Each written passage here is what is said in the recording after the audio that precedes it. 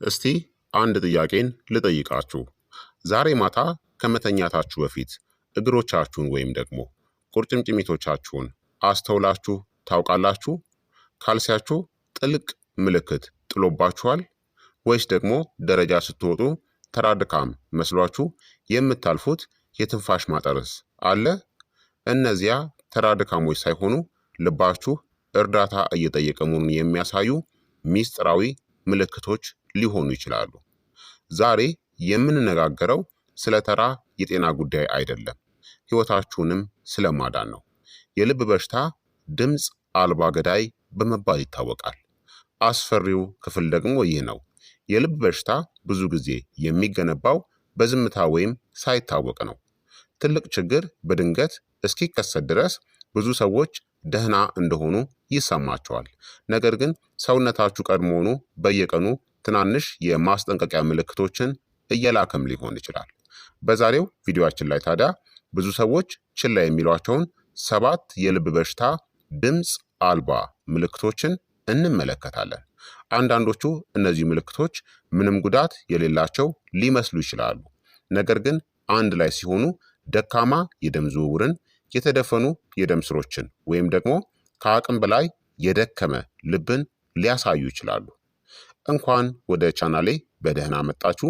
በሳይንስ የተደገፉ ቀላል የሆኑ የጤና ምክሮችን ከወደዳችሁ ላይክ እና ሰብስክራይብ ማድረጋችሁን ምንጊዜም እርግጠኛ ሁኑ።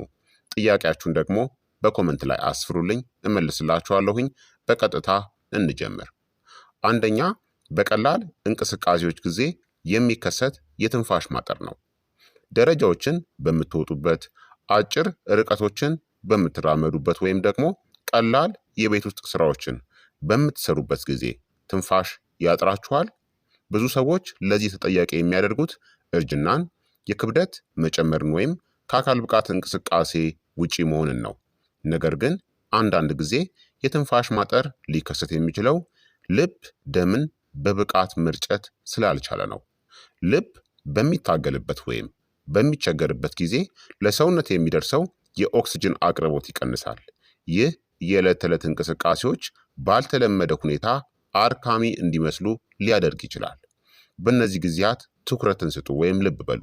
በድንገት በቀላሉ የምትደክሙ ከሆነ፣ በጀርባችሁ ጠፍጣፋ አድርጋችሁ ስትተኙ የትንፋሽ ማጠር ከተሰማችሁ፣ መራመድም ከበፊቱ የበለጠ እየከበዳችሁ ከመጣ፣ ይህ ምልክት በፍጹም ችላ ሊባል አይገባም፣ በተለይም አዲስ ከሆነ ወይም እየባሰበት ከሄደ። ሁለተኛ፣ በእግሮች ወይም በቁርጭምጭሚቶች ላይ የሚከሰት እብጠት ነው። ዛሬ ማታ እግሮቻችሁን በጥሩ ሁኔታ ተመልከቱት። ካልሲዎቻችሁ ጥልቅ ምልክቶችን ይተዋሉ ወይስ ጫማዎቻችሁ በድንገት የጠበቡ ይመስሏችኋል? የእግርና የቁርጭምጭሚት እብጠት ሊከሰት የሚችለው ልባችን ደምን በአግባቡ ማዘዋወር በማይችልበት ጊዜ ነው። ፈሳሽ በታችኛው የሰውነት ክፍል ውስጥ መከማቸት ይጀምራል። ይህም እብጠትና ሙላትን ያስከትላል። ይህ ፈሳሽ መቋጠር የፈሳሽ መያዝ ይባላል።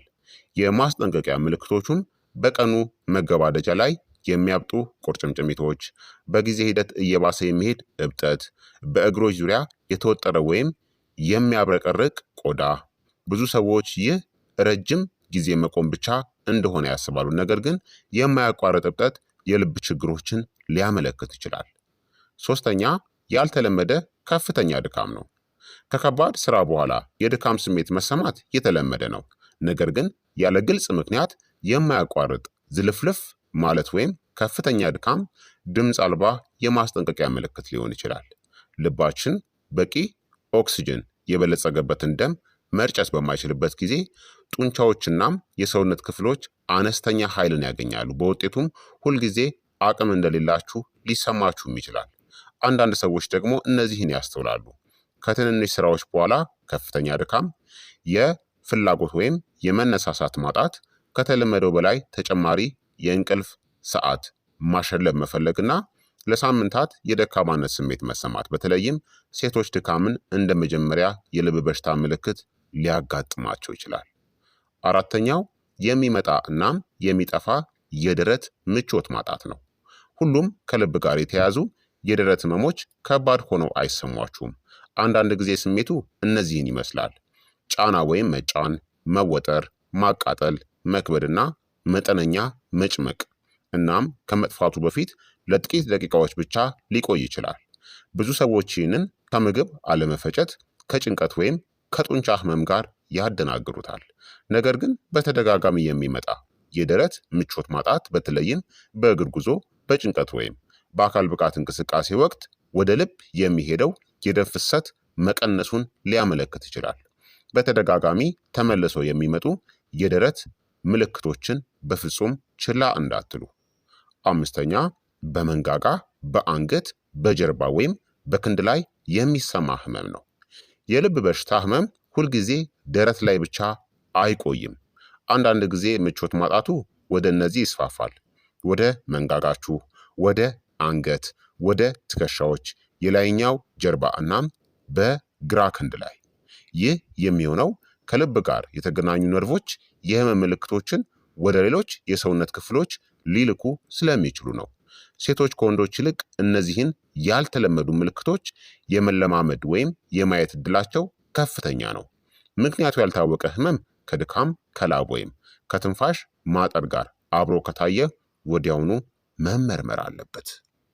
ስድስተኛ ተደጋጋሚ የማዞር ወይም የራስ ምታት ስሜት ነው። በምትቆሙበት ወይም በምትራመዱበት ጊዜ አንዳንድ ጊዜ የማዞር ስሜት ይሰማችኋል? ይህ ሊከሰት የሚችለው አንጎላችን በቂ የደም ፍሰትን በማያገኝበት ጊዜ ነው።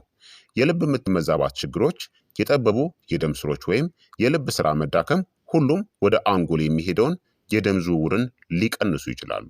እነዚህን ስለዚህ ተከታተሉ። የመቅለል ወይም የመዝለፍለፍ ስሜትን፣ ድንገተኛ ማዞር፣ የባላንስ ወይም የሚዛን ችግሮችን፣ ራሳችሁን ለመሳት የመቃረብ ሁኔታዎችን። አልፎ አልፎ የሚከሰት ማዞር ብዙ ምክንያቶች ሊኖሩት ይችላል። ነገር ግን ተደጋጋሚ ክስተቶች ችላ መባል የለባቸውም። ሰባተኛ ከፍተኛ የሆነ ማንኮራፋትናም ደካማ የሆነ እንቅልፍ ነው። ይህኛው ብዙ ሰዎችን ያስገርማል። ከፍተኛ ማንኮራፋት በእንቅልፍ ወቅት መታፈን ወይም የትንፋሽ ማጠር ወይም ደክሟችሁ መንቃት ከእንቅልፍ አምፒኒያ ጋር የተያያዘ ሊሆን ይችላል። ይህም ከልብ በሽታ ጋር በጥብቅ የተገናኘ ሁኔታ ነው። የእንቅልፍ አምፒኒያ በእንቅልፍ ወቅት የኦክስጅንን መጠን ይቀንሳል እናም በልብ ላይ ተጨማሪ ጫናን ይፈጥራል። የማስጠንቀቂያ ምልክቶቹም ከባድ የሆነ ማንኮራፋት፣ እየታፈናችሁ ወይም እየተነፈሳችሁ መንቃት፣ የጠዋት ራስ ምታትና የቀን ዝልፍልፍ ማለት ወይም ከፍተኛ የሆነ ድካም። ደካማ እንቅልፍ ኃይልን ብቻ አይጎዳውም፣ በጊዜ ሂደት የልብ ጤናን በድምፅ አልባ ሁኔታ ሊጎዳውም ይችላል ማለት ነው። ታዲያ የልብ በሽታ ብዙ ጊዜ ድምፅ አልባ ገዳይ ተብሎ ይጠራል። ምክንያቱም የማስጠንቀቂያ ምልክቶቹን በቀላሉ መመልከት ወይም ትኩረትም ላይሰጠውም ይችላል። ሰውነታችሁ ታዲያ ከመጮሁ በፊት በሹክሹክታ ሊነግራችሁ ይችላል።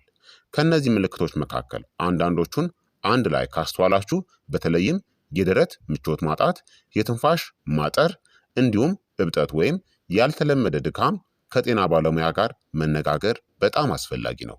የልብ በሽታ ቀድሞ በተገኘ ቁጥር ከባድ ችግሮችን የመከላከል እድላችሁ በጣም የተሻለ ይሆናል ማለት ነው።